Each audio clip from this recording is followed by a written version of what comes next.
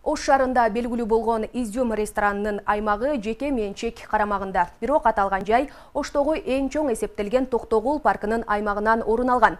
Ал эми мыйзамга ылайык жалпы пайдалануучу аймактар сатылууга мүмкүн эмес. Ал эми жерди сатууга тиешеси бар, ошол учурдагы кызматкерлер мыйзам алдында жоопко тартылуусу керек. Темага кененирээк алдыда токтолобуз. Ош шаарында белгилүүделген Изюм рестораны жеке ишкер учурдагы Ош шаарынын биринчи вице-мэри Марс Исаевдин үй бүлөсүнө таандык. Ал эми аталган жай ушул Ош шаарындагы эң чоң эс алуучу борбор катары Токтогул паркынын аймагында орун алган. Бирок Кыргызстандын конституциясына ылайык жалпы колдонулуучу аймактар сатылууга тийиш эмес. Ал үчүн мыйзам жоопкерчилиги дагы каралган. Шаардын так ортосунан орун алган Изюм рестораны турган аймакты сатып алганын жаңыдан дайындалган Ош шаарынын биринчи вице-мэри Марс Исаев буга чейинки берген маалыматтарда билдирген болчу. Ресторан орун алган аймактын кайсы бир бөлүгү гана мамлекеттин карамагында экенин да өзү айткан. Изюмдун ордуна канча? Изюм ал жеке менчикте. Мен сатып алгам аны.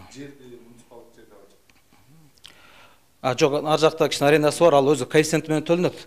Бир эсимде жок азыр, бир 60-70 миңдей төлөнсө керек. Башка жерде баардык өзүңүзгө таандык ошондо. Жок, башка жер эмес, ошо өзүнө караштуу мен сатып алгам ал. Изюмдун орду турган жер.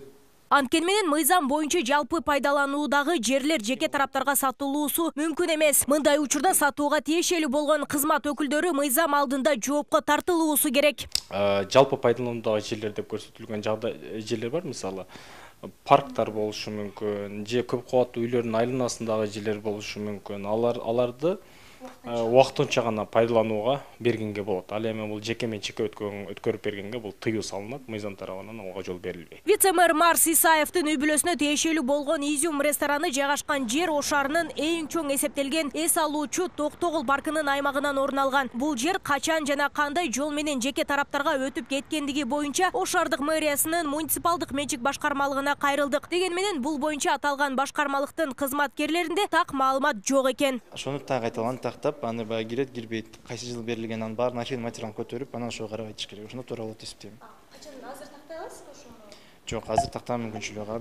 Кийинки жумадан келсеңиз так маалымат бере алам. Ош шаарындагы жалпы пайдалануучу эс алуу жайлары эбак убакыттан бери сатылып жүргөнү белгилүү. Бул көрүнүштү азыркы бийлик көз жоосунан өткөрбөшү керек экендигин жарандык коом өкүлдөрү билдиришет. Бирок тилекке каршы ошол бийлик, жергиликтүү бийлик алмашканы менен ошол мурунку мэрияда башкарууда отурган адамдар жоопко тартылбайт. Жоопко тартылса ошо сотто акталып чыккан практика көп. Эгерде бийлик чындап эле элдин ишенимин кайтарам десе, же элдин ишенимине ээ болом десе, анда ошол коррупция менен күрөшөм деген ниети түз болсо, анда ошо биринчилерден ошол чыр менен же болбосо мыйзамсыз сатылып келген жерлерди кайтарганга кадам ташташ керек. Шаардык кеңештин депутаттарынын 99% бизнесмендер келди. Алар деле спикер болуп турган адамдар, депутат болуп турган адамдар деле ушундай парковый зоналарда өзүнүн кандайдыр бир ушундай бизнес ишканаларын курган да. Ошондуктан бул бир эле вице-мэрге тиешелүү сөз эмес, деги эле шаардык кеңеш анын артынан келген ошол адамдарга тиешелүү. Белгилей кетчү нерсе, жеке тараптарга сатылып кеткен Марс Исаевке тийиштүү Изюм ресторанынын аймагы гана эмес, Ош шаарында атагы чыккан жеке ишкер Жалил Атамбаев сатып алган эс алуу жайлары бар экен айтылат. Бирок калаадагы белдүү ишкерлердин мыйзамга каршы келген белгилүү иштери ачыкталса да чара көрүлбөй келет. Нурзада Сыдыкова, Темирлан Эрнес уулу, Нур Ньюс, Ош шаары.